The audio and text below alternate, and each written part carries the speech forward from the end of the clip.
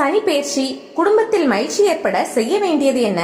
சனி பகவான் இன்று 29/3/2025 இரவு 9:44 மணிக்கு தனது சொந்த வீடான கும்பராசியில் உள்ள பூரட்டாதி நட்சத்திரம் 3ஆம் பாதத்திலிருந்து மீனத்தில் உள்ள பூரட்டாதி 4ஆம் பாதத்திற்கு பெயர்ச்சி ஆகிறார்.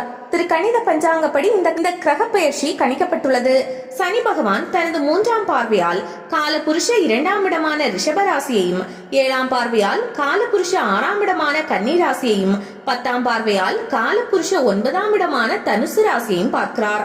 கிரகங்களில் சனி கிரக பயிற்சியை பற்றிய எதிர்பார்ப்பு எப்போதும் அதிகமாக இருக்கும். ஒரு ராசியில் அதில் வருடம் நின்று ஜீவனத்தை நிர்ணயிப்பவர் என்பதால் சனி பெயர்ச்சிக்கு முக்கியத்துவம் உள்ளது.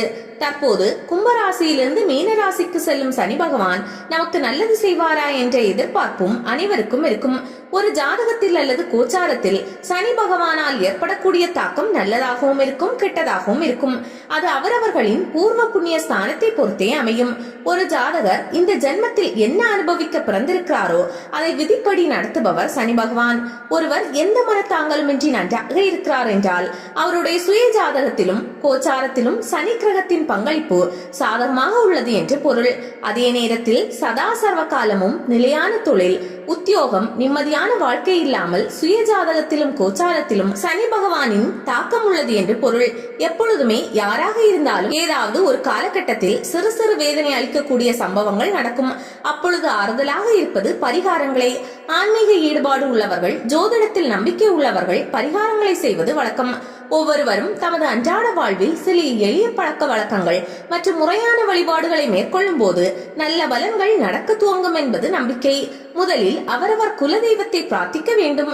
தீர்க்க முடியாத பிரச்சனைகளை பிரபஞ்ச சக்தியிடம் ஒப்படைக்க வேண்டும். நேரம் கிடைக்கும் போது கோயில்களுக்கு சென்று வழிபடுதல் வேண்டும்.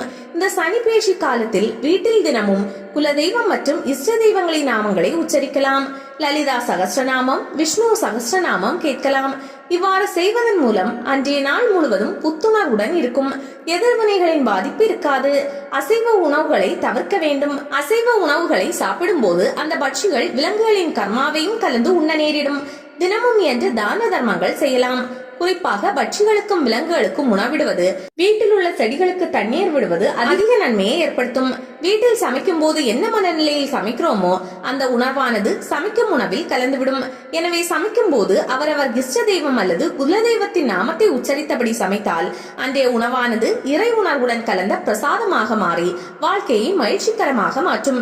இது போன்ற எளிமையான பழக்க வழக்கங்கள் மற்றும் வழிபாடுகளை செய்வதன் மூலம் இந்த சனி பெயர்ச்சி காலத்தில் அடுத்த 2.5 வருடத்திற்கு வீட்டில் அமைதி, மகிழ்ச்சி நிலவும் என்பதில் சந்தேகமில்லை.